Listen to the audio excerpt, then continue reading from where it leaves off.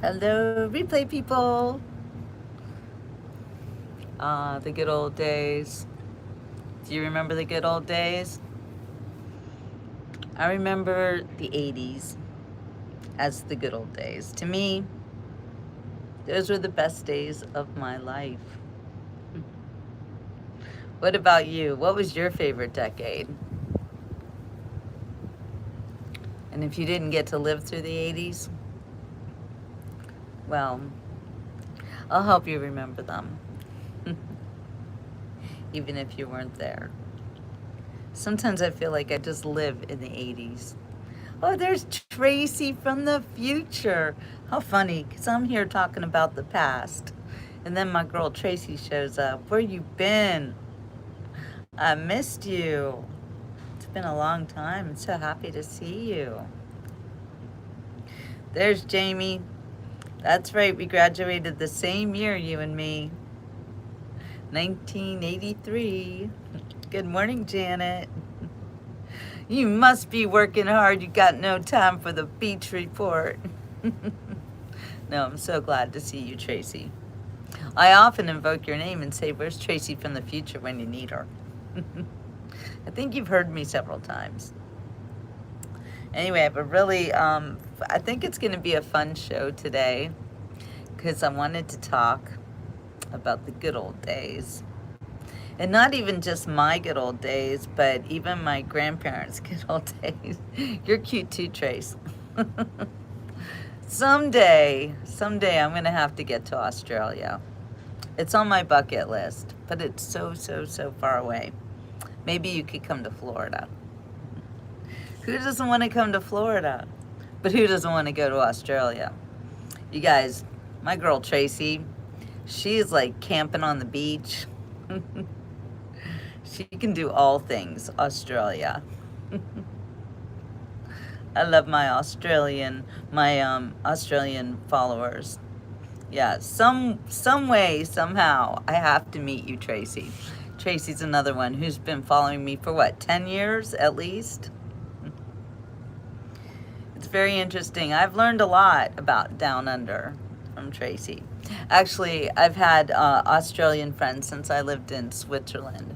So I do know many Aussies. Janet's favorite year, the 70s, when I was a 13, 15-year-old living in Guam. It looks like you were sold in Guam, but I get it. 15 years old, living in Guam. I want to know about that, Janet. That's crazy. No one ever thinks of Guam. Oh, yes, the Shriners book is going to be epic. I am super excited about it. Yes, I did see that, Jamie. We're going to have a lot of fun with that Shriners book because I don't think that people realize how important an organization like the Shriners has been to children in America. And Jamie is going to highlight that with her second new book. You're on a roll, James. And I love it that we are both 80s babies. Not 80s babies, I'm sorry. We were 80s teenagers. So the Shriners is an organization, Tracy, here in America. It's actually tied to the Masons, but that's neither here nor there. Anyway, the Shriners started a hospital, and Jamie can tell us better, but the Shriners started a hospital way back, I think at the turn of the century, like 1920s or something like that. And it took a while, but they would sponsor children who needed help, who needed medical care that their parents couldn't afford. And Jamie needed this care in the 60s and the 70s and the 80s, and she is one of the kind of original Shriners kids. Hi, Papa Bear. We do need to do a live stream, and I didn't start it like this, but you know what? I'm going to be up there soon enough, Jamie. I think we need to do that one together, like actually together. It's okay, Janet. Life was simple and fun when we lived on Anderson Air Force Base. Janet, you know you need to write a book about that, right? You really do. So I do want to know about it. I think we all do, because you don't think about growing up on an Air Force base in Guam. That is so interesting. Would love to know what your childhood was like. Army brats are some of the most interesting people in the world. And I say Army brats with all love. There was a song that was running through my mind that made me think about doing this show. Because, you know, I'm always questioning the meaning of time. Life was so much simpler in the 80s. And the smartphones, the phones in our pockets, I think have destroyed everything about life as we used to know it when we were actually talking to each other. And, you know, I was becoming an adult along with Jamie, along with Tracy, all my fellow Gen Xers and boomers, because Jamie and I, we're on the cusp of the boomers. Papa Bear, the old days were better because we didn't have the woke mind virus. Also, it was way less of this fake racism propaganda. You're right, Papa Bear, and the reason for that is social media. Social media has destroyed society in ways that have yet to be seen. And we were not constantly worried about what we looked like as far as, you know, taking selfies. No one did that. We took pictures. We had Polaroid cameras. The picture that I used for this show, well, that was me in the 80s. Hi, Momo. It's funny because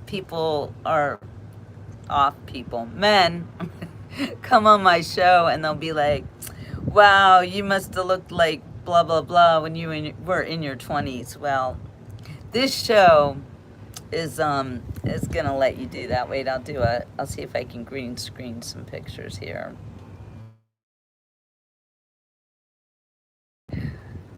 Green screen. All right, well, that was me back in 1988, I believe.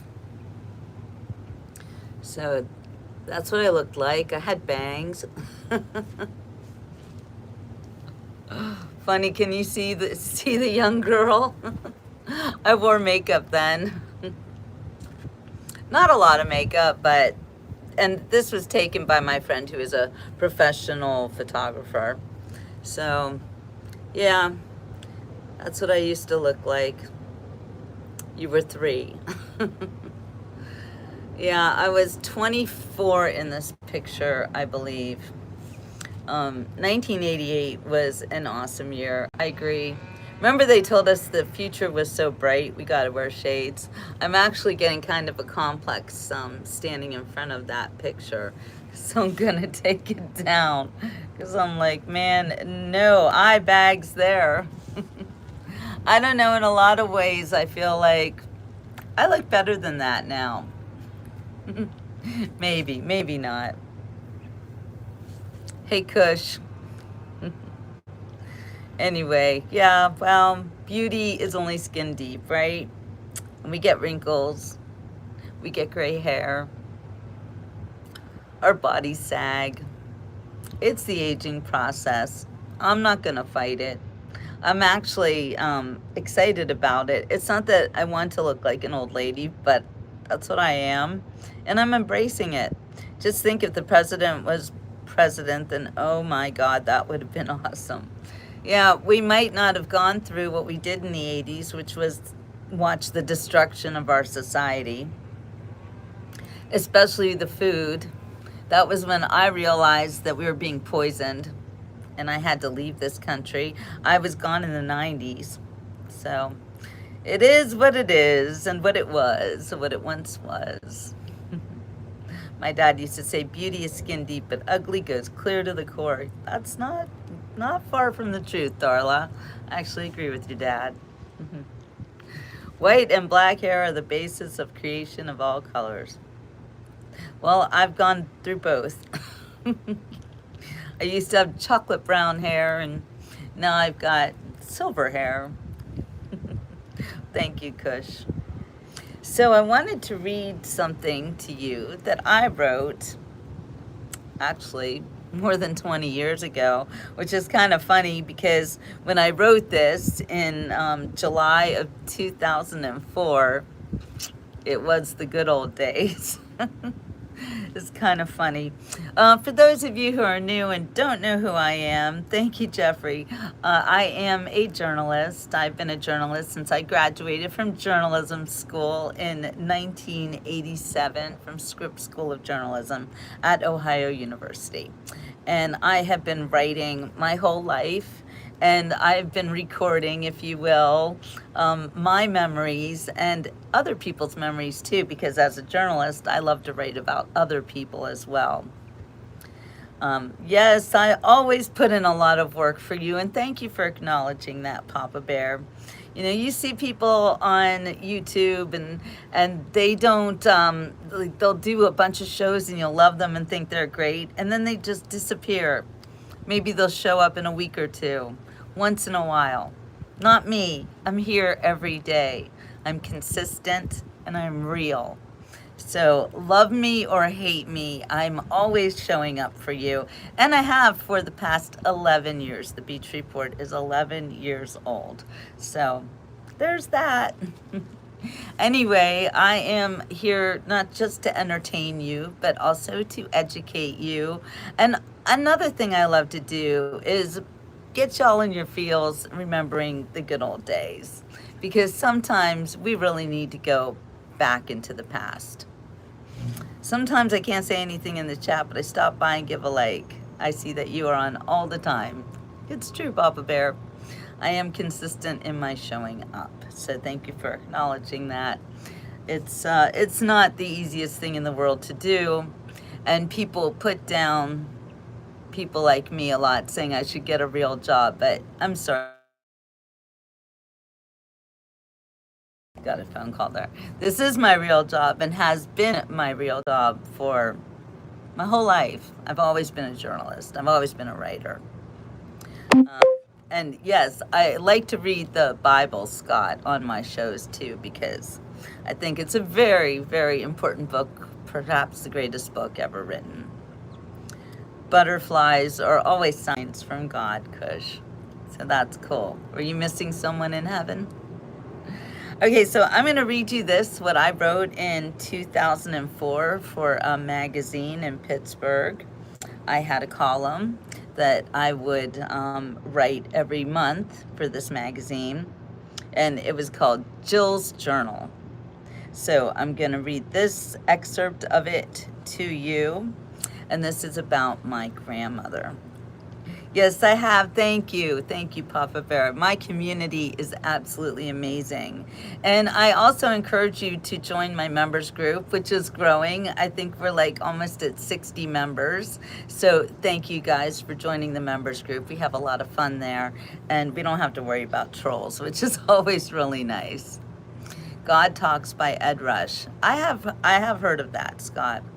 Okay, but right now we're gonna do Jill's Journal. Okay, this is about my grandmother. Here, I'll show you a picture of Grams. I thought that I had the pictures on this phone and I was trying to transfer them, but I'm just going to show them to you in real time. I have all these old pictures. Okay, so here's a picture of my grandma. And that's me and my brother in her arms. Oh, hey Donna, everyone's here. Sorry, I forgot to alert people, but here you are. That's my grandma. And the what I'm going to read to you, she was alive back in 2004. I miss her every day of my life. No, actually, she wasn't alive when I wrote this. It says she passed away 6 years ago. So it has been, oh my gosh, more than 20 years since I lost my grandma. Anyway, I'm going to read to you a little story time of an article that I wrote back in the day. She passed away now 26 years ago, but more than 90 years At more than 90 years, my grandmother has watched the world change in immeasurable ways. I wonder which era she liked the most. With all of our technological advances and life-extending medical breakthroughs, are we really so much better off than we were when radio ruled the airwaves and glass was the only container available? Do you remember life without computers? In the last century, we had to keep the U.S. Postal Service for all of our U.S. correspondence needs. Hi, Ricky, welcome. Now, this is what my grandmother told me. I interviewed her for this article, actually. I don't know why it says that she passed away. Anyway, I did an interview with my grandmother, and I asked her about if she remembers life without computers, or, I'm sorry, I don't know how I got into this. Anyway, everyone's getting older and older, Jose, and then you die. So what's your point? You're getting older too. Yes, everybody does it. And if you don't, well, then you know. Anyway, in 1920, my father was in World War I, and when he came home, he married my mother and a year later, he was born.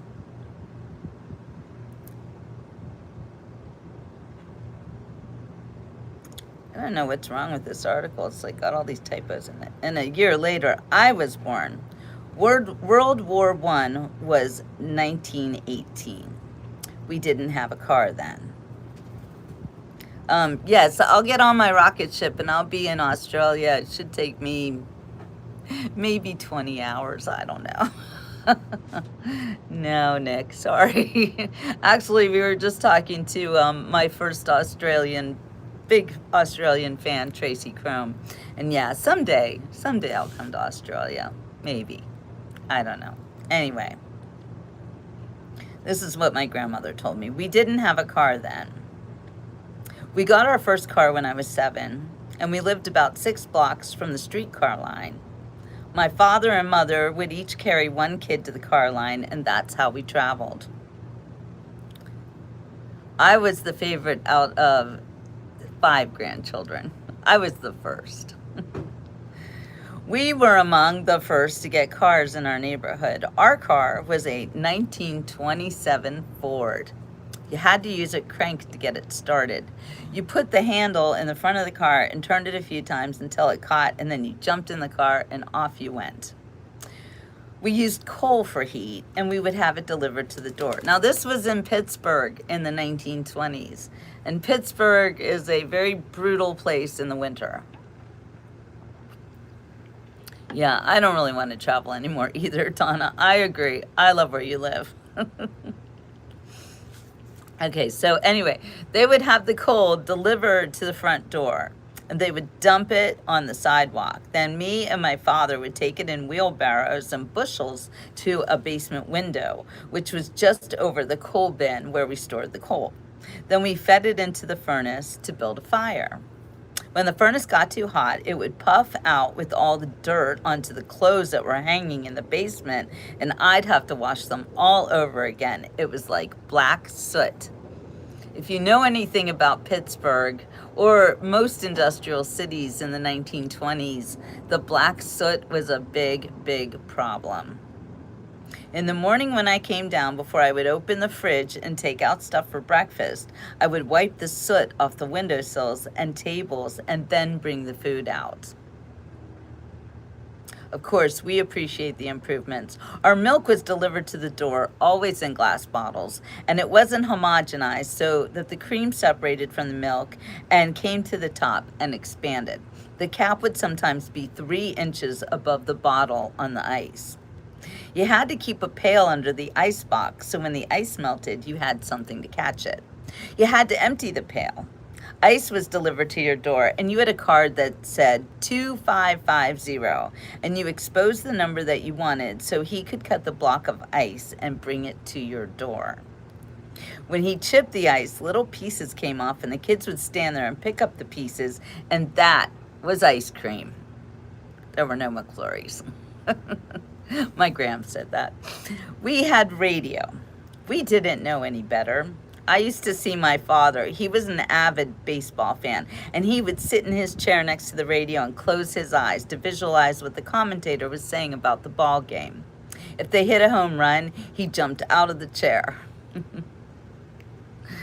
Cheesesteak. I want cheesesteak now too, Papa Bear. What the actual?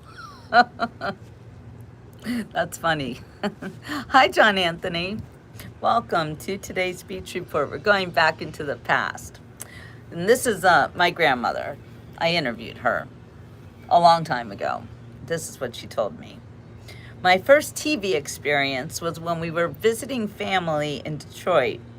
It was a small TV, and we were watching a wrestling match. That's one of the few things that came on TV. Our neighbors got it long before anyone else had it, and my mother, or she said your mother, went over there to see Howdy Doody, and soon after we got one. The Ford in 1927, it cost $700, and that was a lot of money, my grandmother said. She said for ice cream, if you wanted ice cream cones, you got 2 for a nickel. I'd walk with my brother to the drugstore, and we got 2 ice cream cones for a nickel. My husband passed away 4 years ago. The best decade was the one when I found your grandfather. I was 17 in 1937, and we got married in 1939. There was one decade when we traveled more than another. That was pleasant. Before we retired in 1983, in the 60s and the 50s, we went to Europe. We would take 10 and 12-day trips, which would cost between $300 and $400 per person, all inclusive. Thank you for pointing that out. Yes, I know. Thank you, Robert. And Papa Bear says, I am still married, and I'm still wearing my wedding ring, and my husband's in heaven. But he's still my husband, so it's okay. It's okay. I will see him again. I have a lot of work until I do see him. So, you know, he is here with me in spirit, but I am so happy that he is no longer suffering in this world because he was very sick when he died. So I'm happy that he's happy in heaven. I know he's watching me. I know he's always with me. So no, I don't feel that I need another man in my life, so don't even offer. Anybody, don't offer. It's funny, I will just stop right here to say all the people who think that I should be dating simply because I am a vibrant person, you know, personality. But I don't want to date. I don't want to replace what I had with Ray. It was the best relationship that I've ever had with a man as far as romantically. And unfortunately, it didn't last very long. And he had to go with God. And I helped him to do that. I know, Ron, you're a friend, and I have to say something else about friends. Men friends, when you're a real friend, it's the best. But when you're friends with a woman for ulterior motives, it's actually the worst. And it makes us feel very badly. Yes, Jasmine, God needs helpers. He sure does. And I know your dear friend is up there helping him along with Ray. So, but yeah, men, they'll either be your best friend or your worst enemy.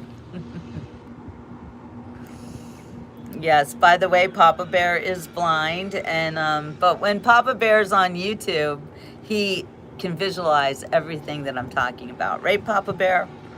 Yes, God needed him. And God needs me too to do things here on earth. Ray served his purpose on earth. And Lily's eating all the cakes. Oh, my Ray is helping Lily eat all the cakes. He was a big sugar fiend. Okay, so talking about the milk. Always came in glass bottles. Also,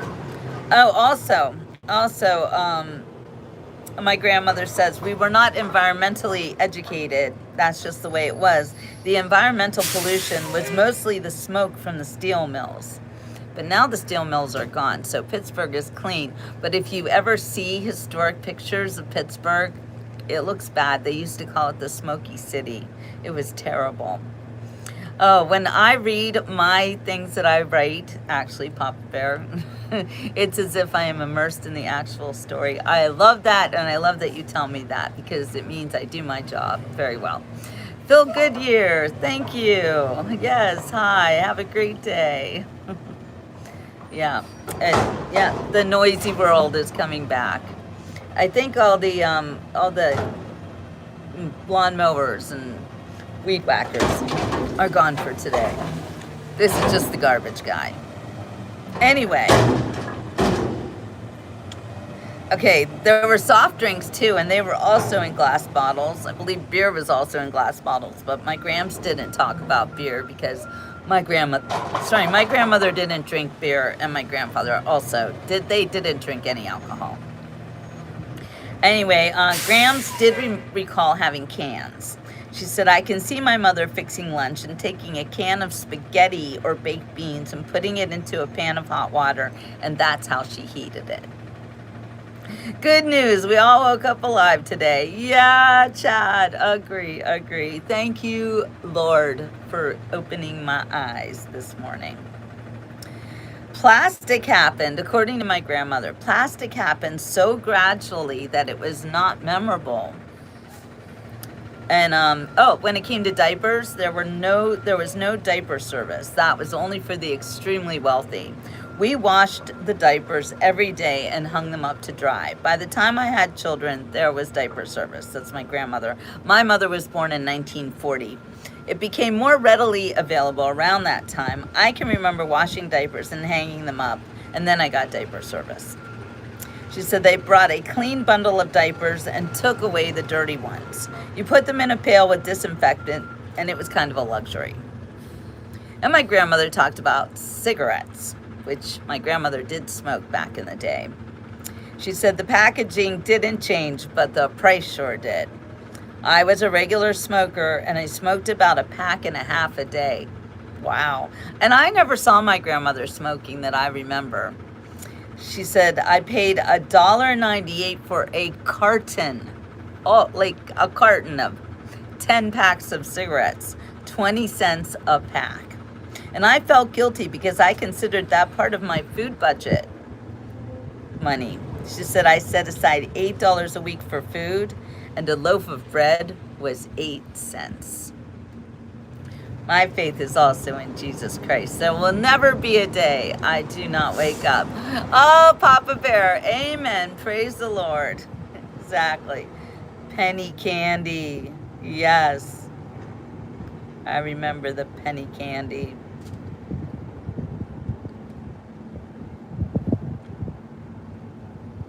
So I can also read to you some stuff that I wrote about the 80s, about living in the 80s. And we could take Papa Bear there.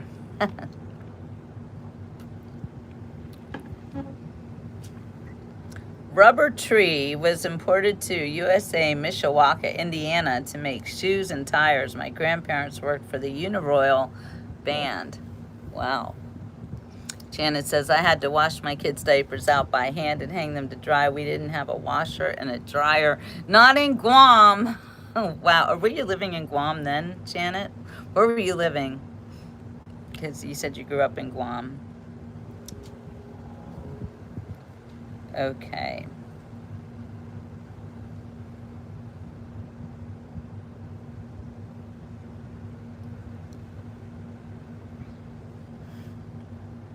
So this is an excerpt from my book, Do You Think About Me on My Birthday?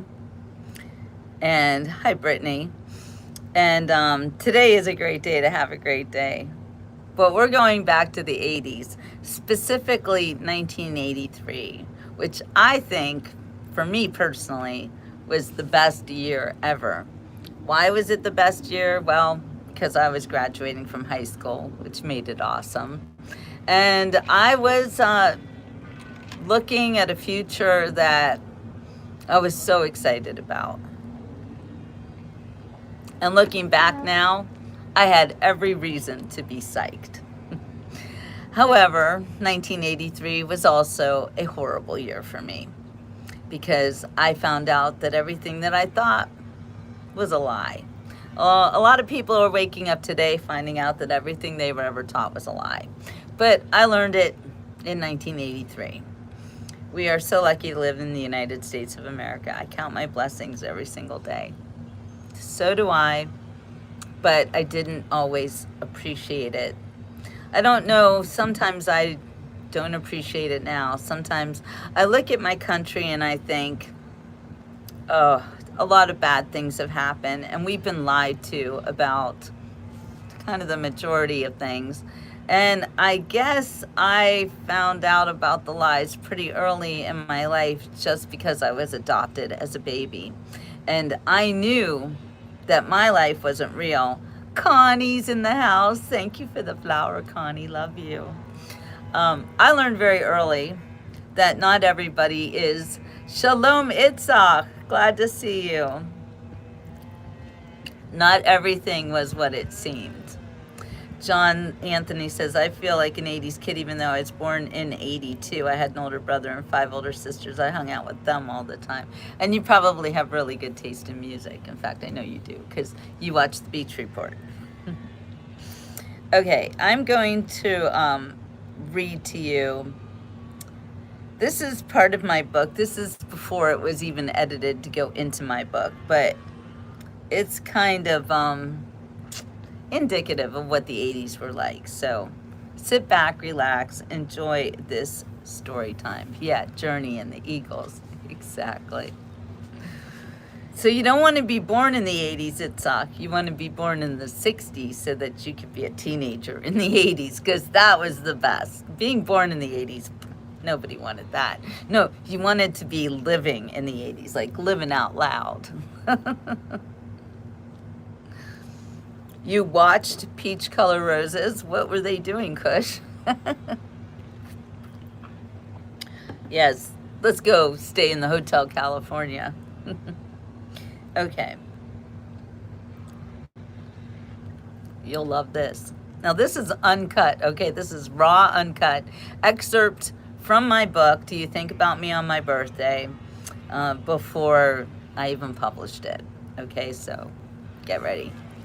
In the summer of 1983, Lisa Stern, that's my alter ego. I use different names, and I didn't even use this name in my book. So this is the process of a writer that you're watching right now. These days, life is not real. Everything is online. You're so right, Itzhak. Life is not real. Feels like in the 80s it was. All right, Lisa learns to live life by example. That example. Chosen by God to become the first adopted daughter of a plastic surgeon and his wife, Jews who demonstrated high moral standards, valued education, and had a high income potential. She believed in fairy tale families and happy endings and perpetuated the myth of her true identity by living the lives of characters in books. Aha, this is so much better. Easy to please and desperate for love. It's the future in Perth, 10:45 p.m. All right, good night, Tracy. So you know what? You can leave this on and listen to the story time. You'll fall asleep fast. Who's on? Marky Mark, where have you been? Marky Mark's in the house. So happy to see you. And all the seashells. Welcome back. Okay, well, we're doing a story time. So, and Marky Mark has read my book. Many of you have read my book, but this is actually my book before it went into my book. So it's kind of uncut. Okay, all right, it's I'm going to stop looking at your comments right now. So speak among yourselves. Easy to please and desperate for love, Lisa was jealous of her baby sister.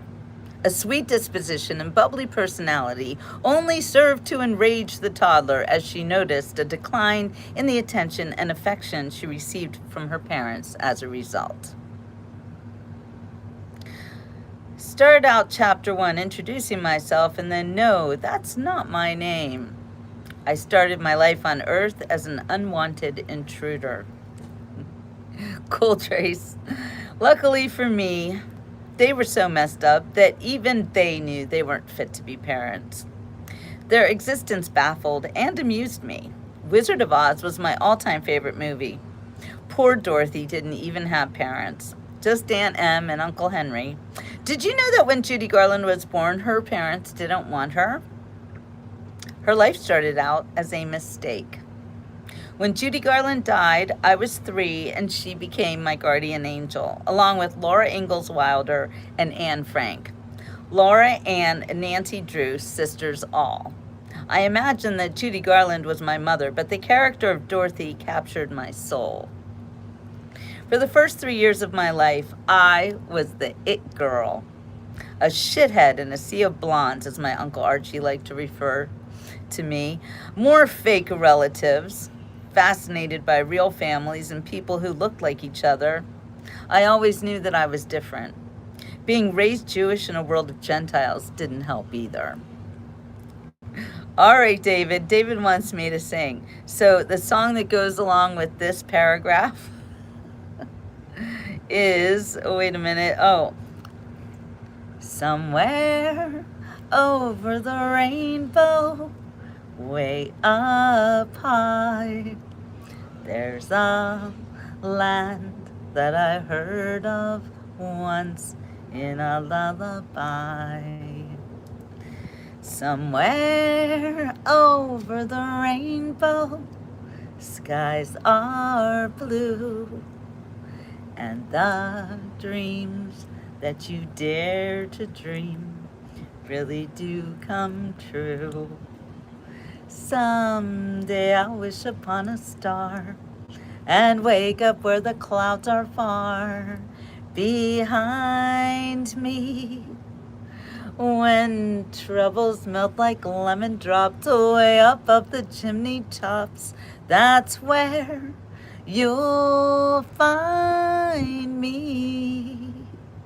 Somewhere over the rainbow, bluebirds fly, birds fly over the rainbow.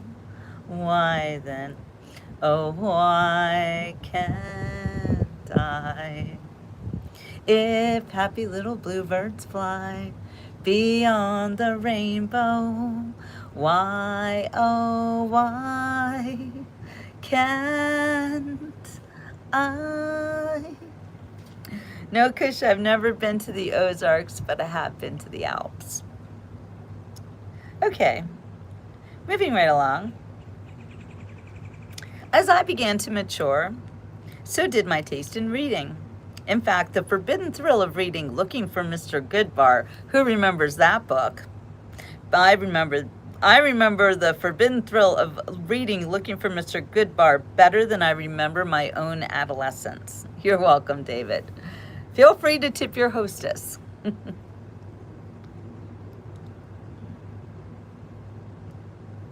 Judith Krantz and Jackie Collins fueled my budding urge for passion, and for a while they satisfied me, because it was hard to meet boys when your nose was always stuck in a book. I've always kept a journal. At first, it helped me organize my thoughts about who I was and what my place in the world would be. You're right, Kush. Rainbow is a reminder to trust our Lord and Savior, Jesus Christ, with all our hearts. Thank you for that. You're so right. So, if you guys don't know about these books, and this is kind of, like I said, extemporaneous writing that didn't get published in my book. But I always felt things deeply in books. So there was this book called Princess Daisy. And in the book, Princess Daisy got ard. You know, we're not allowed to say that word these days. Don't ask me why. And in my mind, so did I. I also found out that I wanted to have a career in television, but behind the scenes, always behind the scenes. My days spent as characters in Sidney Sheldon books taught me to fear fame. In my teens, I became addicted to soap operas. At night, I would dream about the characters, and I still do to this day. I don't anymore, though. I am part of their family, and I know everything about them.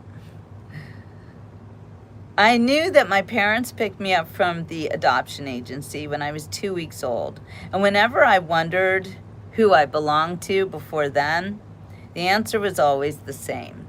You were ours before you were born. I was told that the agency had matched me up with my family while my first mother was still pregnant. Hi, Mac Daddy. That it was a plan that took place even before I was born. Real life always seemed to be a struggle for me. I struggled to keep my room clean. I struggled to get good grades. I always hated mornings. And I loved to read under my blanket with the flashlight at night, which is why I was so tired in the mornings. I camped out in the corner of my bedroom door, just catching the nightlight. It's a wonder I didn't need glasses until I was in college. By the way, I don't need glasses anymore, and you know why? It's because I live in Florida, and I stopped wearing sunglasses and all glasses, actually. I mean, every now and then I'll put some sunglasses on, but in general, I don't wear glasses at all. Not to help me see nothing. I've been looking at the sun, and it's made my eyesight, I don't know, I think it might be perfect. I don't go to the eye doctor anymore, and I'm not blind, so there's that. Just saying. Real people frightened me, and I didn't feel like I fit in with them because, after all, I was just a character in a book. One of my biggest struggles was with weight and food issues. My mother was the first person ever to love me fully. She rescued me from an unimaginable life and fell deeply in love with my baby self. She was the only person in the world who knew I was fake and loved me in spite of it. Believe the things that, and I wrote this in my 20s, by the way. I bonded with her immediately and became the kangaroo in her pocket.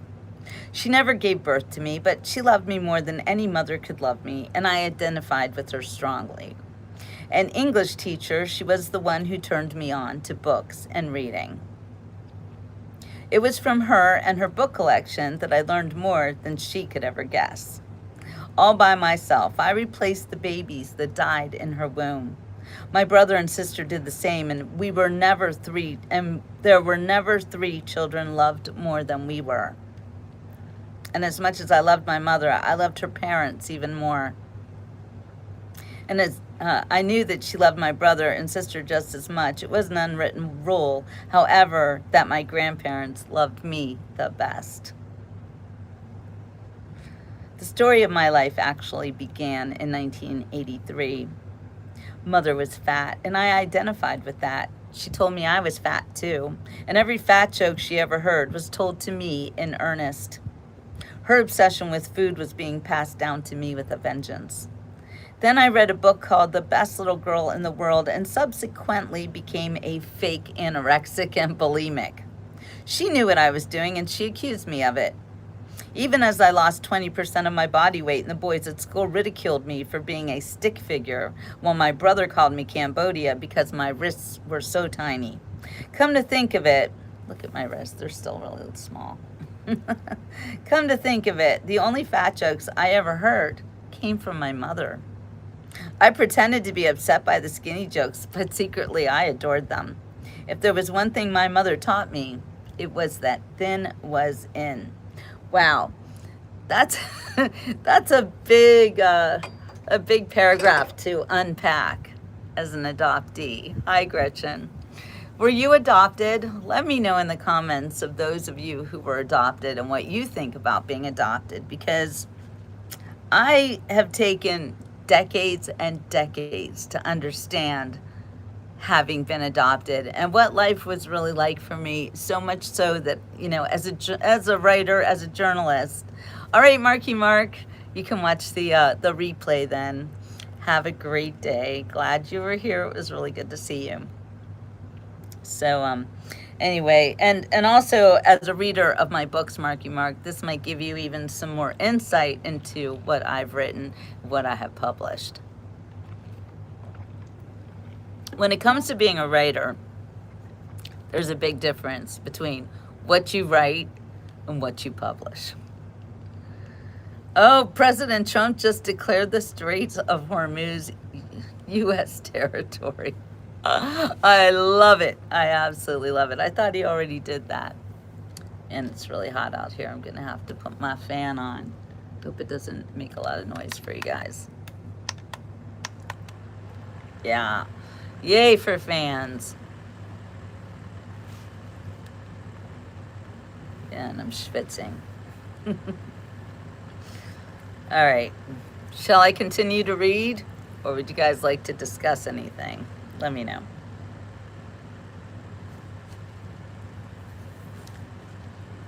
Good morning, Gretchen. Oh, I think I already saw Gretchen. Did you just come on? Anyway, hello, everybody.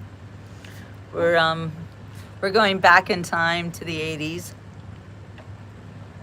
And I'm reading about what it was like to be a baby, to be an adopted child growing up in the 80s.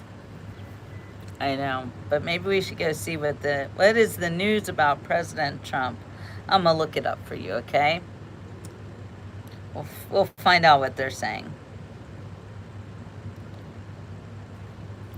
Boy, that President Trump. The news is always amazing.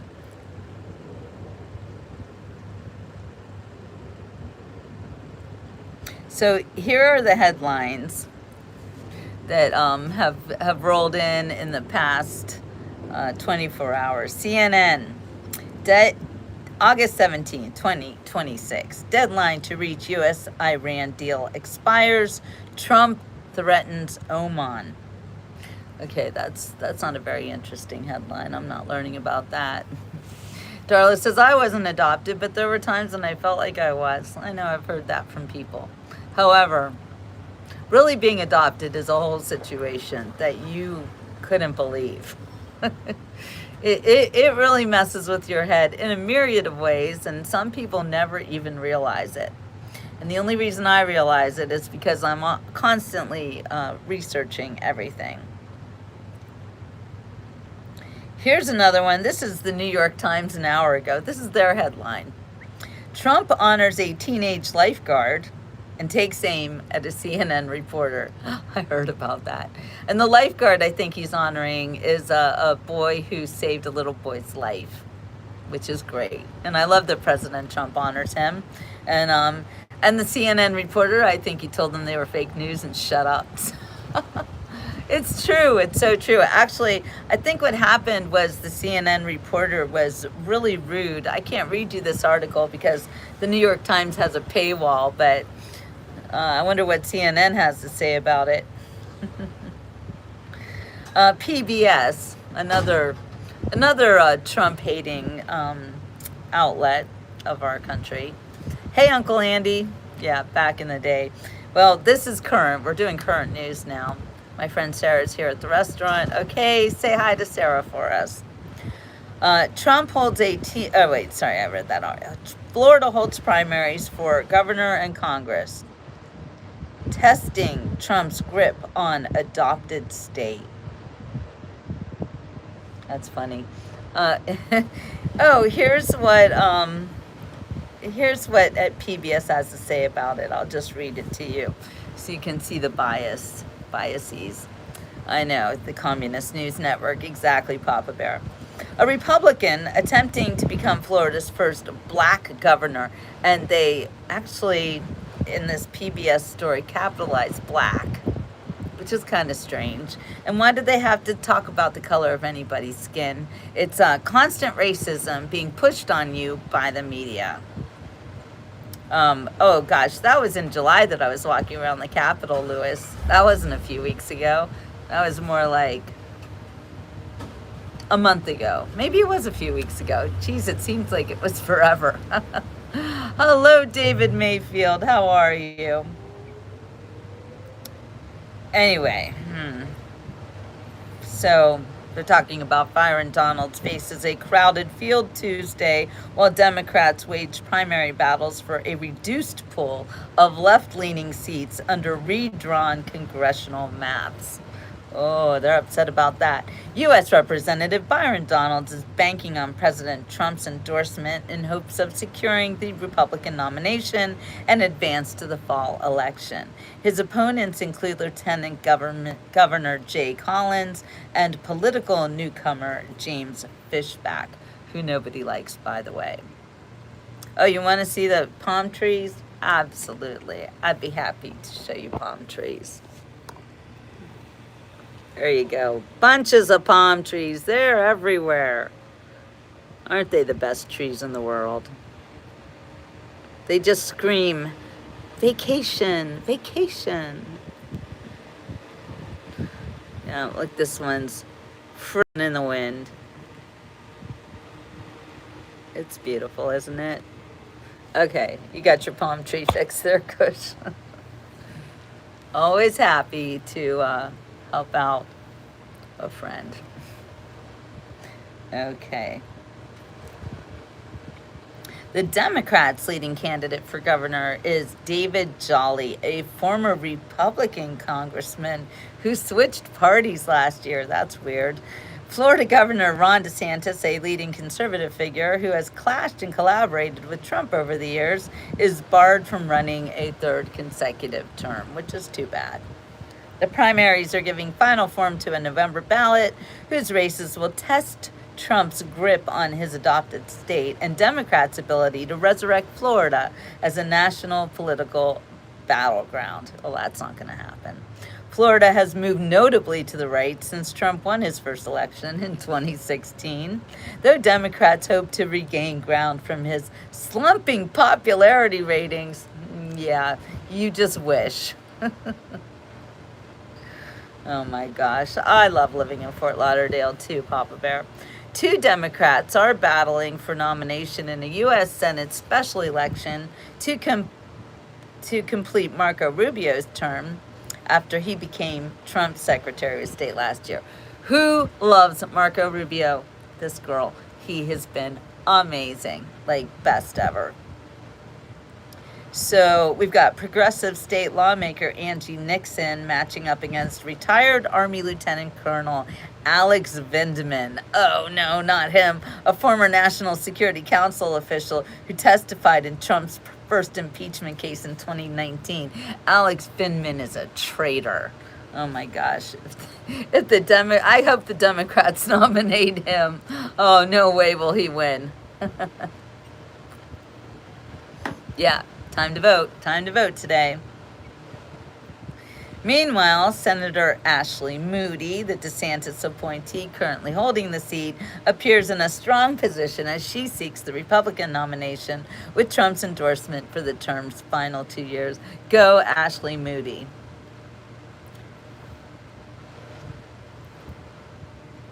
Not sure what you mean by that, Boardweiser. For Congress, Tuesday's biggest nominating fight involves a longtime Democratic U.S. Rep, and I cannot even say her name the right way because I hear Rush Limbaugh in my head calling her Debbie Blabbermouth Schultz. So Blabbermouth is running again. She is a hideous person who's been there a long time. Former U.S. Representative Sheila Cherfilas McCormick and others in a redrawn South Florida district. Blabbermouth Schultz, Wasserman Schultz, who is white. Look at this, how PBS has to make sure everybody knows what color your skin is. Really, PBS? Really? Wants voters in the new plurality black district. So this is funny, too. They capitalize. I just want you to see what PBS does in order to stoke the race division. Look at this. This is subtle, but it's effective. Okay. Wasserman Schultz, who is white, by the way, is not capitalized, wants voters in the new plurality black district, and black is capitalized. What does that say to you? Yeah, central casting in full effect. Well, that's true, Boardweiser. It's just so, the racism is so awful. It's, It's blatant. Anyway, wants voters in the new plurality black district to grant her a 12th term. Cherfilus McCormick is seeking a comeback after resigning earlier this year under a pending federal indictment and threat of House ethics sanction. Criminals love to run for office and keep running for office even when they're indicted, and some of them even after they're convicted. Hello, Mayor of Washington, D.C. and others, many others. There have been 3 elected black governors in U.S. history, according to PBS. Yet the 47-year-old Donalds is more likely to tout his conservative credentials than the possibility of joining that select group. Wow. Racism much, PBS. He promises to push tax cuts, overhaul Florida's insurance regulations to cover consumer costs, and seek greater price transparency from healthcare providers. The people of Florida want to make sure that the Florida dream is alive and well into the future, said Byron Donalds recently. Affordability is a problem for all Floridians. It doesn't matter what your politics are. It doesn't matter what the color of your skin is. It's not really a problem for all Floridians, Byron, because I drive past huge mansions on a daily basis, and I'm pretty sure affordability is not something they're real worried about. We live in a place where the difference between the haves and the have-nots it's crazy. The mansions are right there in your face, and then you go over to where the highway is, cross under 95, and then you see how some people live, and it is very sad. And you see these people everywhere. The homeless are everywhere in Florida, by the way. You can't even drive down the street without them practically jumping in front of your car trying to get you to give them money. So that's a real thing. Trump has had an inconsistent record on picks for governor and primaries this year, and a strong showing by Donalds would leave him and Republicans in general in a more commanding position for November, according to PBS. Jolly, on the other hand, is hoping ultimately to prove a party-switching former Republican can actually carry the Democratic banner in a state where that's failed before and likely to fail again. Democrats nominated former Republican Governor Charlie Crist in 2022, only to see him lose by nearly 20 percentage points to DeSantis. Always stay away from the bus route. Yeah, we sure learned that. Ashley Moody, a former state attorney general, is tapped for Marco Rubio's seat in 2025. Oh, she was tapped for Rubio's seat. She's now in a strong position seeking the GOP nomination. DeSantis, when he appointed her, praised her as a law and order prosecutor ready to help Trump shut the border, tame inflation, and overhaul a federal bureaucracy run amok. Well, that's true. Democrats face a familiar theme of 2026 primaries when the progressive Nixon confronting Vindman from the party's center-left establishment. Vindman's testimony in 2019 was notable in the Democrat-led House impeachment case that led to Trump's acquittal in the Republican-led Senate. Trump ousted Vindman afterward. And well, he should have. Vindman belongs in jail. He is and was, and always will be in my mind, a traitor to America. Yes, I was just thinking, Papa Bear, I've got my coffee. I'm drinking that. It's going to be 98 degrees. But what's the real feel, Donna? 107 or something like that? It's going to be hot. Oh, here's the plurality black district, according to PBS. I never heard of anything called a plurality black district, but PBS will tell you what that means in a second. Serving in Congress since 2005, Wasserman Schultz faces a new district thanks to DeSantis' successful push for new congressional maps amid the national redistricting battle intended to boost Trump's midterm election prospects. Really, is that why they did the redistricting? I have a feeling there were other reasons for it. This is not the first time Wasserman Schultz has had to convince new voters after Republicans tinkered with boundaries. But this time she's the only white candidate in a plurality black district. Oh no.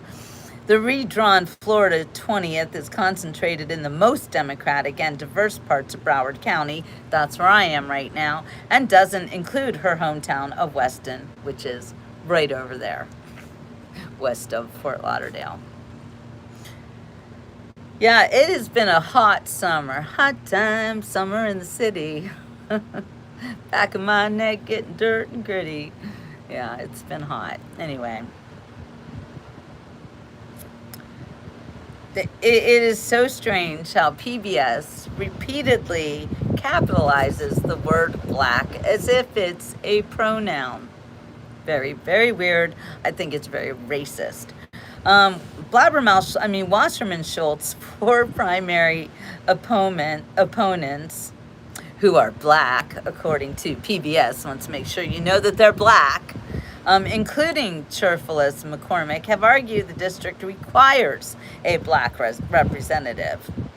But Wasserman Schultz disagrees. Representation matters and lived experience matters, but experience in making sure that you have someone who has the seniority and the seasoning to be able to deliver for a district that matters as well. Oh, Blabbermouth Schultz, she sure delivers, doesn't she? Cherfilus McCormick, meanwhile, wants to return to Congress despite a pending federal indictment that accuses her of stealing $5 million in federal disaster aid. She has pled not guilty and disputed alleged violations of House rules. Of course she did. Let's elect her. God. Is there no one else? Is there no one else? Oh my goodness.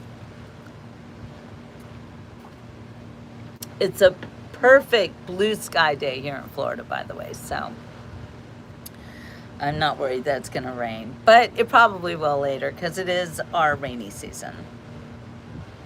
And we've been having heat wave for a while, and thank goodness our air conditioning is working again. Is it optimal? No, but it's getting better. It's getting better every day. Yeah, she stole $5 million and denied it. And it was blatant. You're so right about that. Why don't we look that up? Cherfilus McCormick. You know, these thieves in our government are not just blatant thieves, but they are actually traitors to all of us. Yes, bunch of rubbish. Bill Clancy knows, Blabbermouth Schultz. Okay, here I'm going to show you a picture of the beautiful Sheila. There she is.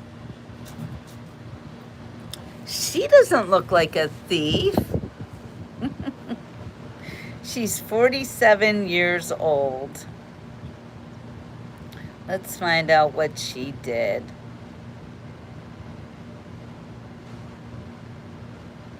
Here's an article from the Sun Sentinel. Gretchen strikes again. Just a Crushy. I've never heard of Just a Crushy. Are you here? Boy, you can pick 'em, Gretchen. Woo-hoo. Well, I hope that Just a Crushy appreciates that you just won a gift membership to the Beach Report, and I hope that you will be a valued part of our member group. So we welcome you, Just a Crushy. Say hi. Ricky says, today I was walking listening to a Christian preaching without headphones, and I turned off the phone because I felt social awkward. What does that mean? You didn't want anybody to hear you listening to somebody preaching the gospel? Well, that's too bad, Ricky. I don't know. I often just turn it up. I get louder. I'm like, praise the Lord. I don't care what people think about me. Oh, it looks like I can't read anything from the Sun Sentinel, apparently. It is. I'm being blocked. Now my phone's like not doing anything.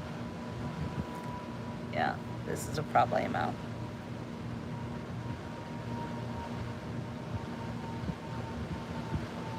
I don't know. Hello, Robert. Well, we're talking about today's news. Yes, it's primary day in Florida, and I don't know where else, but whatever. Papa Bear listens to Christian podcasts all the time, out loud. I'm blind and I couldn't care less if people hear it. Same, same. I know, Gretchen. I'm like, where is Crushy? Cushy? Just a Crushy. Where are you, Just a Crushy? Say hello. Yeah, Ricky, don't care what other people think about you. It's none of your business anyway. Did you ever hear that? What other people think about you is none of your business. You just keep being you. You do your thing. And if other people don't like it, well, that's a them problem. Okay? Get it? California, Alaska, Wyoming. What does that mean, Bobo? Are you in all three places at once? You gotta live out loud. I didn't see what did Connie say? I don't see Connie. Oh, there's Connie. Or Ilhan Omar having 30 million and then saying accounting error. Exactly. They're all thieves. Okay, Robert, go get a used yacht. We have plenty of yachts here in Florida. It is yachts of fun on the Intercoastal, which is right behind me. So come on down, Robert. Come on down. Yeah, primary days. All right. Do you guys want to talk about current events, or would you prefer to go back to the 80s?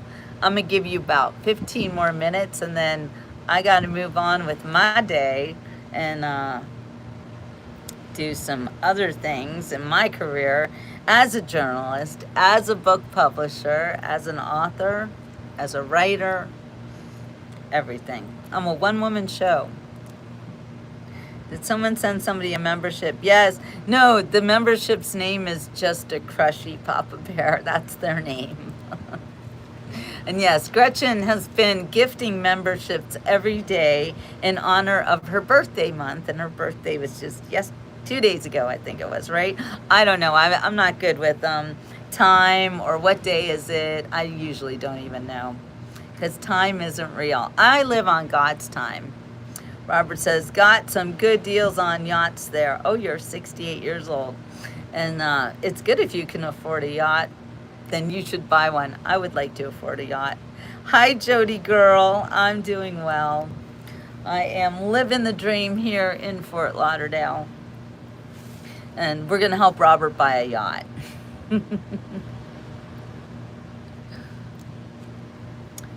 So, tell me what you guys want to do. Like I said, I'm going to give you 15 minutes more. You can ask any questions.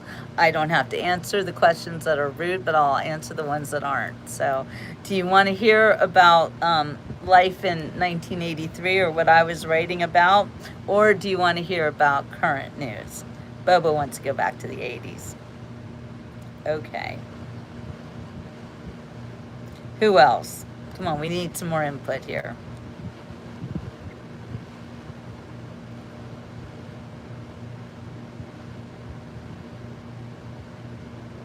Oh, this one has a song in it too. Yeah, no, we all have a crush on Gretchen. They do have good taste if they have a crush on Gretchen. Oh boy, we've got a conundrum. Someone, in all fairness. Oh, I get in all fairness. That's a good one. You want the current. Robert wants to go back to the 70s. Donna wants to go back to the 70s. Gretchen says, you may not be good at remembering, but I was honored that you did a birthday show. Of course I did, Gretchen, because you have been so good to me. And I do believe in rewarding people for being good to me. I'll be good to you. That's how it works. When people are nice to you, you be nice back. Jody's been waiting here at the bus stop with red Reeboks, hoop earrings, and a fringe coat, hopelessly waiting for the bus to take me back to the 80s. Okay, Jody, with that said, I am with you, girl. In fact, you know what? Before we go any further, would you guys like to see some pictures of moi from the 80s? It's always fun to go back in time with some visuals, right? I will show you what I looked like. Want to see my graduation picture from high school? Oh, that's me. Wait, I'll turn the camera around so you can see it in its full frontal. It's hard. I have this the screen there, but anyway, that was me, 1983, about to graduate from high school. Yeah. You want to see another one?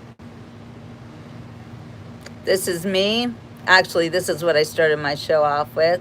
I was 24 years old here. I believe this is 1988.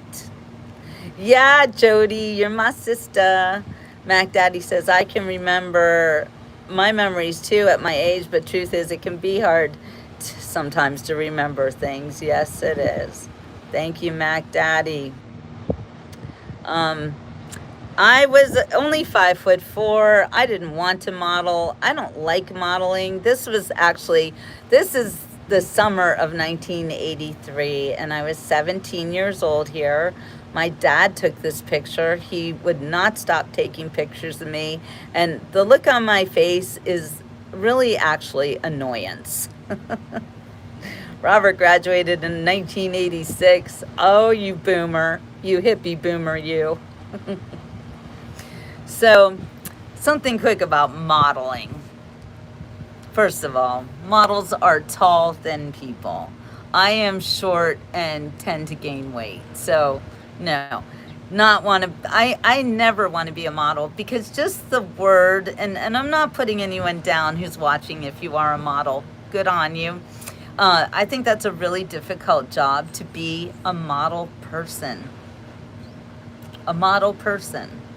It seems so wrong. Like, you're the perfect specimen. Let's all look to you and try to model you. Try to be like you. I never liked it. And I never thought that being a model was something, well, first of all, it wasn't something I ever wanted to do. But I didn't ever think that it was a good profession. It was something that I noticed girls got used. My friends who wanted to be models got taken advantage of. According to my scale, I am on the cusp of being obese. For real, that's what my scale tells me. Just saying. Whatever. Voluptuous.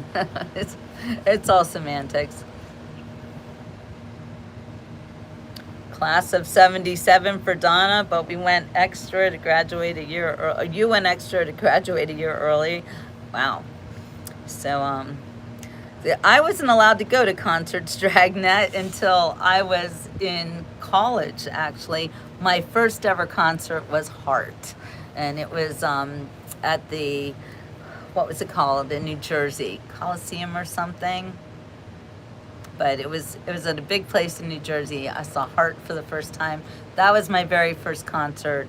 I always wanted to go to the concerts. All my friends were going. I remember someone got me a concert t-shirt from The Who. The 1983 Who concert. Was that Quadrophenia?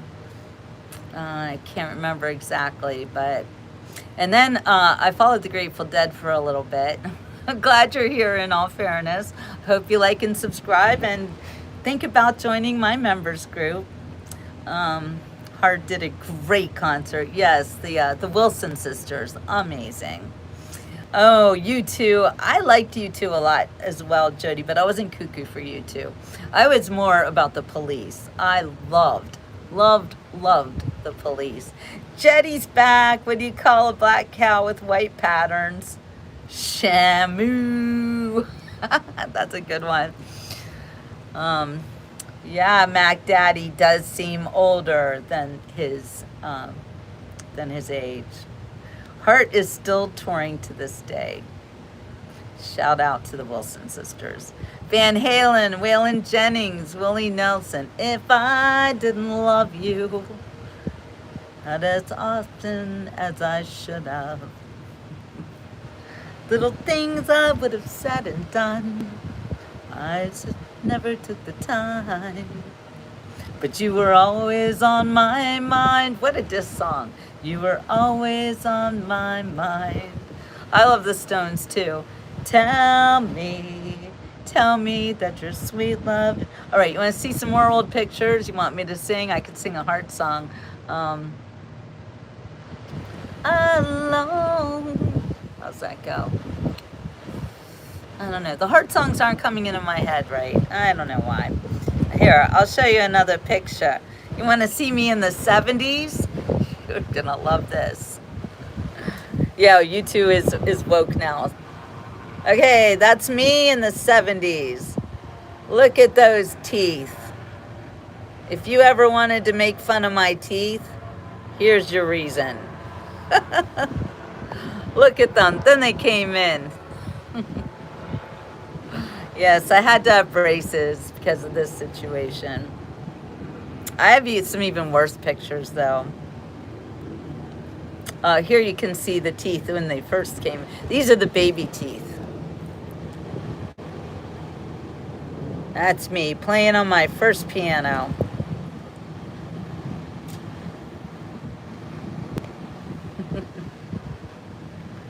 Oh, here's an iconic picture of me in 2nd grade.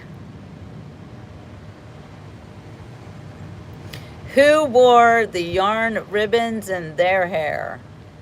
And I believe that my grandmother made that dress. You couldn't buy it in Walmart because Walmart didn't exist. Well, it did, but it was just getting started back then. Oh, Donna had all her ticket stubs. Yeah, I used to collect those when I got old enough to go to the concerts. But no, my parents would not let me go to any concerts before I graduated from high school. So, and I believe I was 21 when I saw Heart, and that was the first time, the first concert. Here is a picture of me as a freshman in high school.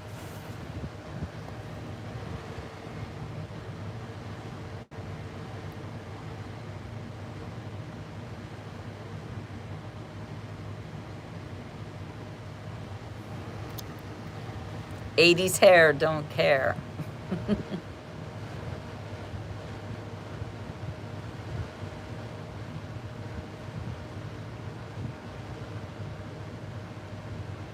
Okay, here's a really embarrassing one. This is me in 5th grade. I don't know. Do you guys want to see these pictures? I don't know if I want to show you this one. Let me know if you want to see it. Because all of a sudden everybody stopped talking. What's happening? Should I leave?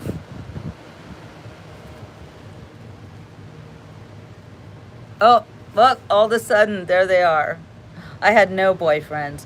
It's all your comments disappeared, and when I went out of the screen, they all came back. Yes, Gretchen, for the most part, I always had long hair, but here's me in 5th grade. Whoops. No, maybe that's 4th grade. I don't know. That was after I had my hair cut, and you can see me desperately trying to deal with it. It's Bad News Bears there. You have aged like fine wine. Thank you, Don. That's right, the 80s were more about Kmart. That's true. Donna had candle wreaths on her ponytails. Oh, the white flag of YouTube. All right, Jetty, have a great day. Yeah, did we look more grown up? I don't know. I wasn't looking real grown up here. Thank you, Jody. Bet you had 100 boyfriends. Right. You think this girl had 100 boyfriends? No, I didn't have any boyfriends, actually. I had no boyfriends in high school. And if I liked a boy, he would never know it. Because I was super, super shy. Like, painfully shy. Like, I was somebody who had my nose in a book all the time. I didn't really talk to people when I was a child. And I didn't really come into my own until 1983, when I realized that absolutely everything was a lie. That's how it happened. I know you guys are talking and I'm not seeing any of your comments except for somebody named Mike who's keeps talking about evildoers. Is that what you are? By the way, when you come on the Beach Report and you do something like put one word that says evildoer, it tells us who you are. So, Mike, if you don't want us to think you're an evildoer, you might want to stop talking about evil like that. All right, where's everybody? Oh, there we go. There's the comments. It's so weird. Blue light specials. I remember that. We were living real life. We weren't living vicariously online like modern day children. I know, it's really sad. I remember 5 and dime stores. Of course, I remember Woolworth. Jody was a wallflower too. Jamie made her stepbrother take her to the prom and everyone thought I was married to him, so we played it up. Oh my gosh, that's so funny. Yeah, my friend's brother took me to the prom, and I really wanted to go to the prom. Actually, I was a junior. I wanted to go to the junior prom, but I didn't have a boyfriend. And there was one boy who I wished would ask me to the prom, but he didn't ask me. So my friend's brother asked me, and he was knee-high drinks, knee-high, grape knee-high, right? So anyway, my dear friend's brother asked me to the prom, and I said yes, even though I wanted to go with somebody else. And I didn't really want to go with my friend's brother. Just, I didn't even know him. So anyway, the guy that I wanted to ask me to the prom did, after my friend's brother asked me. And I told my mother that I wanted to change my mind. And she said, you can't. You already said yes to the first guy, so you have to go with him. I was so disappointed. And I did not have very much fun at my junior prom, because, yeah, instead of going with me, the guy that I wanted to go with the prom took one of my friends. And I thought, that's great, then he'll be there too. And she didn't have any, designs on him like I did. So I thought that would be nice. So he'd be there, I'd be there, but nothing happened. Nothing ever happened to me in school. They used to call me Princess, Ivory Princess, because I was 99.7% pure. The parts where I wasn't pure was the books I was reading. All those Sidney Sheldon books were working on my mind. Papa Bear went to the prom with one of the hottest girls from school, and he felt so proud. Yeah, I was not one of the hottest girls in school.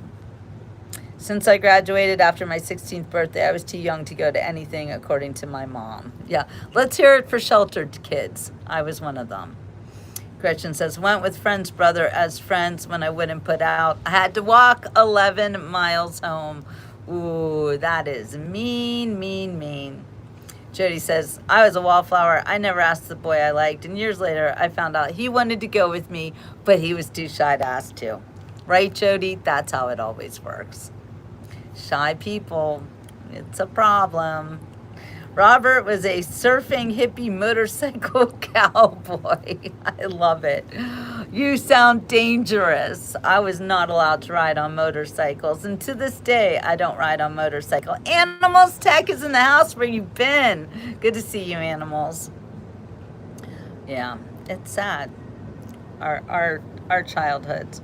Okay, here's me living out my greatest desire that I always wanted, which you're a bench warmer animal. You're not a bench warmer. Okay, so this is what I always wanted to do with my life. Be a dog mom. That is my first dog, Kelly. Kelly was a toy poodle, or miniature poodle. Wait. With smaller, toy or miniature. She was bigger than the little, I think the toys are the little ones. She was a miniature poodle, and she was amazing, and she was my first love. And I wanted to be a mom so bad my whole life. It was my greatest goal. Be a writer, be a mom. And I did them both. Yay! Being a mom, boy, that's the hardest dang thing I ever did. Then we've got 5 years old. I think that's me in kindergarten.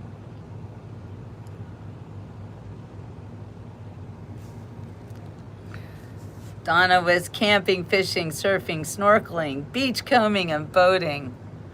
I was in the back seat of a car reading books. I know, Rachel, I don't know how my teeth are so white. I don't do anything to make them this white other than, yeah, I brush my teeth. Actually, using a water pick is fantastic. I just started doing that, always with the yarn in the hair. Water pick, what else? Oil pulling, I think, is great for keeping your teeth white. I used to oil pull with coconut oil, but that takes like 20 minutes of walking around like that. It's not cool. So if you use castor oil, it only takes a couple of minutes. A lot more fun. Yes, Robert does sound like fun. Wait, what happened to Gretchen? I missed it. Oh, right, having to walk. I would have walked 50 miles to escape that. You know what? And I'm just like glossing over what happened to you, Gretchen, because that's how boys were. That's how boys, I don't know, still are in a lot of ways. Part of my therapy was lifting weights with the varsity football team. We were great friends. I didn't date in high school either. Yeah. Oh, Robert.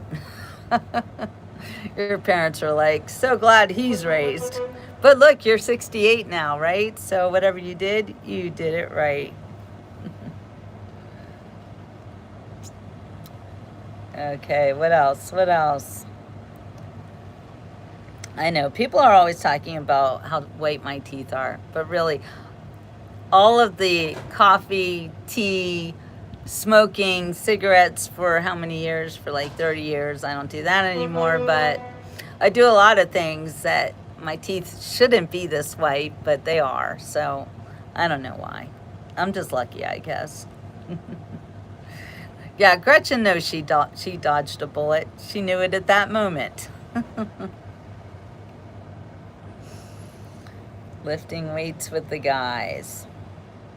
Ironically, he married a girl named Gretchen. Oh, that's funny. You even know what happened to him. Wow.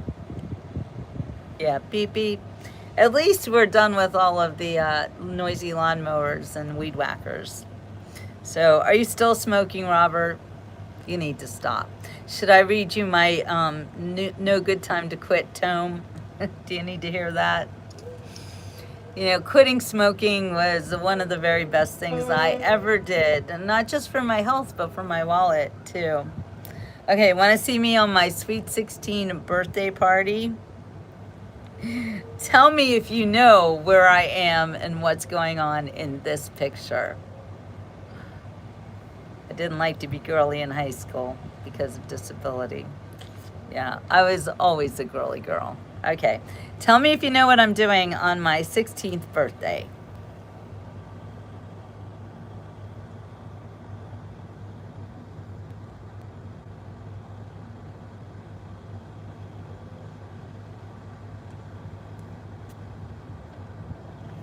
Yeah, Jody, I totally agree. I have no desire to date.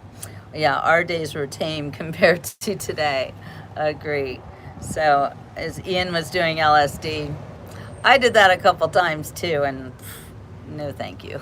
I think reality's better than being on drugs, honestly.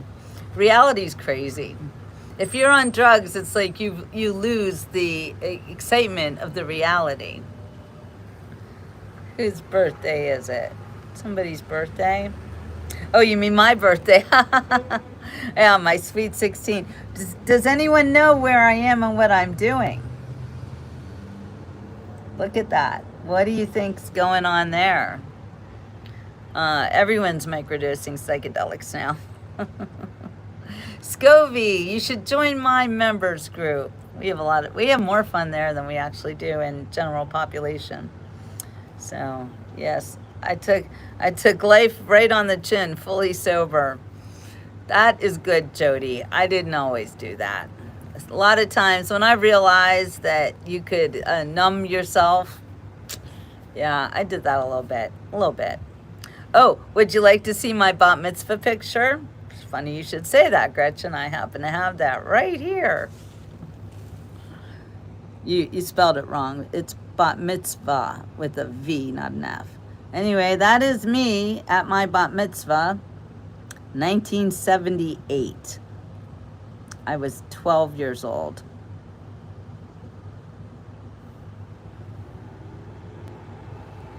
And you know what? I was holding, not this book, but one like it, a Bible.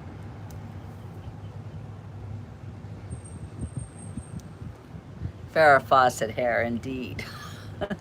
But not pulling it off like Farrah Fawcett at all.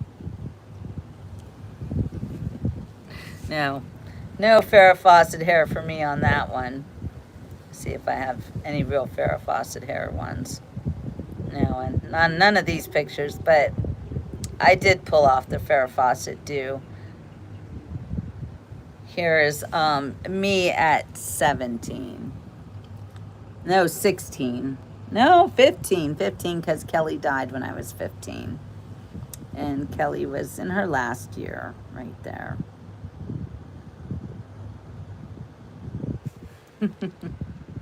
I am a chill person, and that's a fact. So anyway, people are always saying stuff about what you must have looked like back in the day. Well, now you know. Speaking of Jewish things, now I really want a corned beef piled high on grilled rye, and so do I. You wanted a cheesesteak before, now you want a Reuben. I gotcha. I want a Reuben too. Jody had the Ferris Fawcett. Oh, you have a twin. She looked like Dorothy Hamill. I remember that hairdo. I hated it. I was more the Farrah Fawcett type. The jazz singer, the movie. Oh, I remember that one, but not that well. My favorite movie back in the 80s was, let's see, what was it? Probably Back to the Future. That was a great movie. And this is a funny picture. This is me, actually. This is me in 1988, living in New York City. I was writing for children's television for Nickelodeon, and I used to always joke that I could control everything just sitting on my bed. So here I am on my bed, on the phone, eating, conducting business. Who knows what I was up to at that time. I think my brother took that picture of me. But yes, I was always very, very busy, especially in the 80s. The Beach Report is a great place to be. Gretchen knows. So anyway, for those of you who always ask and wonder what I used to look like, that was me then. This is me now. Now I'm old, but I'm still here, so that's what we really care about. All right, you guys. Papa Bear was a weird kid. My crush in the 80s was Elizabeth Montgomery. Well, mine was David Cassidy. And when I met his mom, I often talk about this one. I met Shirley Jones at an event, and I was interviewing that I was covering for the Pittsburgh Post-Gazette, or was it a magazine? Anyway, I get to meet Shirley Jones, and I had to go up and say to her what I always wanted to say to her, which was, Shirley Jones, you are the mother-in-law I never had. How's David? And she laughed, and unfortunately, David Cassidy used to live in Fort Lauderdale, and he passed away maybe like 5 or 6 years ago. Oh, Jody likes Sean. Oh, we could have been sister-in-laws. Anyway, his mom said to me that, she said, well, you dodged a bullet, because I think she said he was on like his 4th marriage or something like that. She's like, you dodged a bullet. I was like, ooh. I got that from the horse's mouth, Jody. So, didn't Sean Cassidy pass away as well? I don't know, whatever happened to him. Gretchen, of course, was in love with Wayne Gretzky. Gretchen, you're so badass. Donna loved Bobby Sherman. Oh, my other huge crush was Peter Frampton. I love Peter Frampton. I'm in you, you're in me, I'm in you. Oh, he's still alive. Bobby Sherman passed away. So Sean Cassidy's still alive. Wow. Speaking of Wayne Gretzky, Alberta, Canada is going to vote to secede in October. And they might become an American state. Wow, Papa Bear, that would be pretty interesting. We're going to get those Canadians if it kills us, and it might. All right, you guys. Well, I have been doing this show for 94 minutes, and that's a lot. So I've got lots of other things to do. I've got books to publish, books to design, books to write, books to edit, lots of work that I must do because I am a working writer, author, book publisher, and show host, as I've been working here for the past 95 hours and only have 15 cents to show for it. Really, guys? Text to speech. It doesn't always work. You wrote succeed instead of secede, but I got you. I got you there, Papa Bear. It was secede, and I knew what you were trying to say, so. You Leaf Garrett, he was hot too. Yes, chop chop indeed, Gretchen. All right, you guys, I do have so much work to do, so I have to go. I hate to go. I love you so.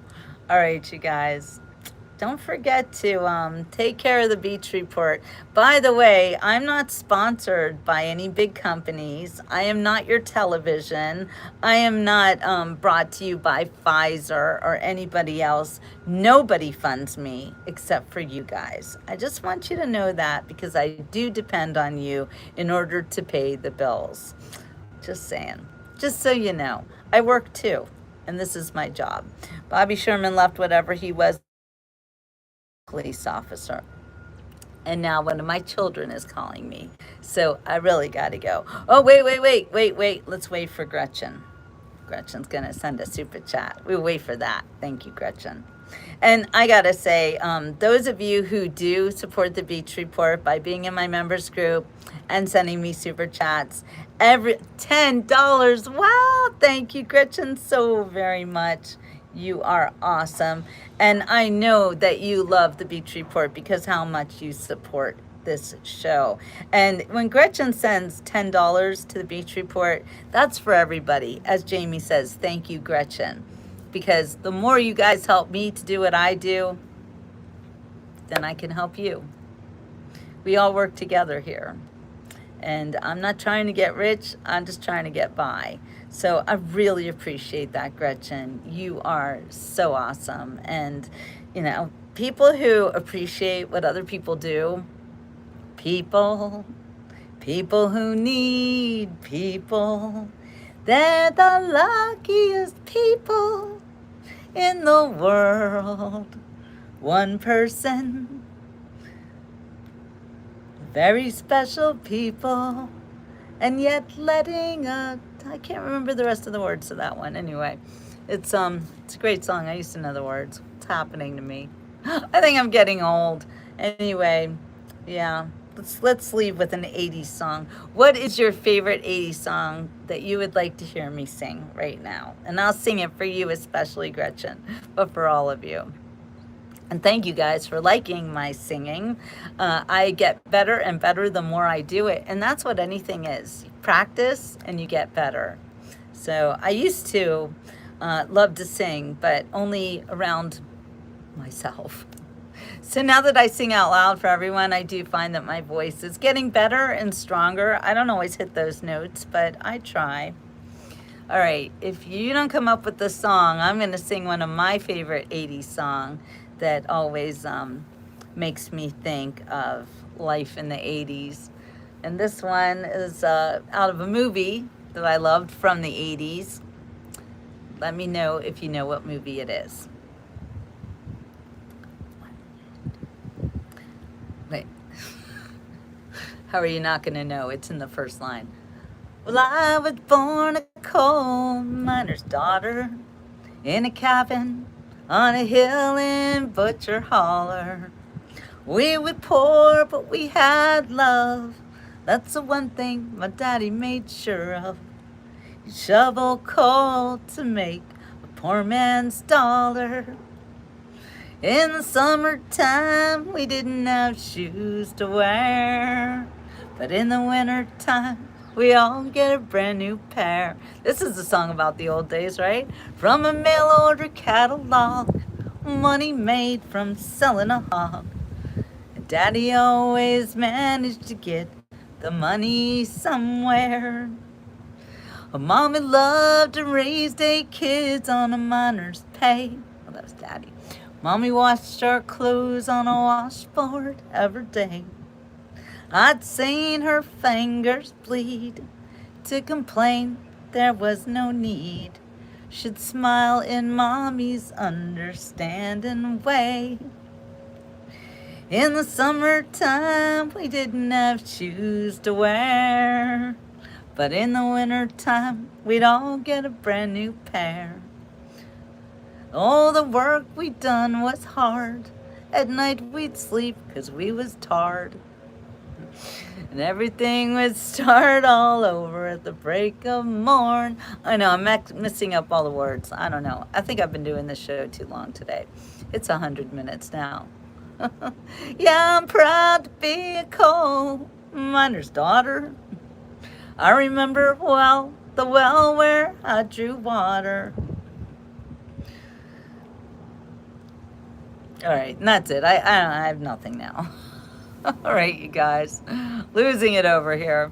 Anyway, just being a real person in a sea of fakery. Welcome to the Beach Report. No, goodbye. And if I don't see you, have a great tomorrow and rest of the day. All right, what the fifth is waving. Hello. All right, you guys, I gotta go. I'm like, my brain is on overdrive right now, thinking of all the things I have to do today.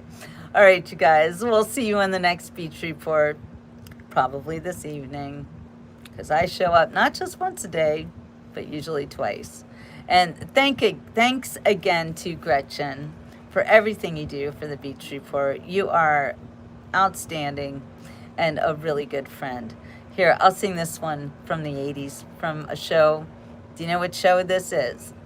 Thank you for being a friend. Do. Travel down the road and back again. Your heart is true. You're a pal and a confidant. Do. And if you threw a party, invited everyone you knew, you would see the biggest gift would be from me, and the card attached would say, thank you for being a friend. Do. Hello, old sports timer. No, old sports immortal. Okay. Golden Girls, that's it. You were close. Yes, Golden Girls. One of my all-time favorite TV shows. All right, you guys, I'm going to leave now. So, ciao for now. See you on the next Beach Report. Have a wonderful rest of your day.